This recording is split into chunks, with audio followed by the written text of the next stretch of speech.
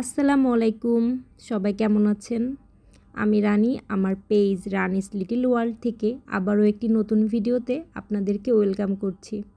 আমি রিসেন্টলি একটা caramelised milk tea বানানো দেখেছি, মানে ফেসবুক থেকে একটা পেজ থেকে দেখেছি।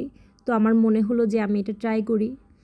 তো আমি ট্রাই করতেছি, আমি ভিডিও করছি আপনাদের জন্য। আপনারাও দেখেন, যদি ভালো লাগে আপনারাও বাসায় ট্রাই করতে পারেন। এই যে ফার্স্টে চিনি নিয়ে সেটা ক্যারামেল করে নিতে হবে, মানে চিনিটাকে একটু পুড়িয়ে নিতে হবে, আবার খুব বেশি পুড়িয়ে কালো করে ফেলা যাবে না। তারপর পানি দিয়ে দিতে হবে, তারপর পরিমাণ মতো দুধ দিয়ে দিলাম। তারপর দুধটা যখন গরম হয়ে যাবে এবং দুধে বলক চলে আসবে, তখন যা যা দেওয়ার আমরা অ্যাড করব।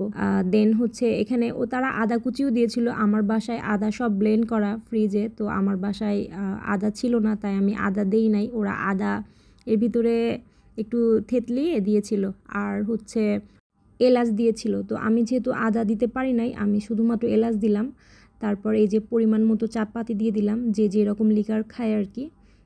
তো আমি 2 চামচ দিয়েছি, আমার কাছে এটাই বেস্ট মনে হয়েছে। তারপর আমি এটাকে ফুটাতে দিব যতক্ষণ না একটা পারফেক্ট কালার আসে, মানে আমি যেমন কালারটা চাচ্ছিলাম। তো যাই হোক, আমি গ্যাস বারবার বড় করছিলাম, বারবার ছোট করছিলাম, যাতে এটা তাড়াতাড়ি করে হয়ে যায়। দেন নাড়ানাড়ি করতে করতে করতে করতে এই যে হয়ে যাচ্ছিল, দেখতে পাচ্ছেন। তারপর আসলে এর সাথে পাকোড়াও করেছিলাম, সেটা আমি আলাদা করে ভিডিও দিব, আমি এটা এখন দেখাচ্ছি না। এটা মূলত সন্ধ্যায় নাস্তায় ছিল, নাস্তায় চায়ের সাথে পাকোড়াও ছিল। তো আমার চা হয়ে গেল। আমি যেহেতু এখানে চিনি দেওয়া, সব কিছু দেওয়া, আমি আলাদা করে আর চিনি অ্যাড করিনি।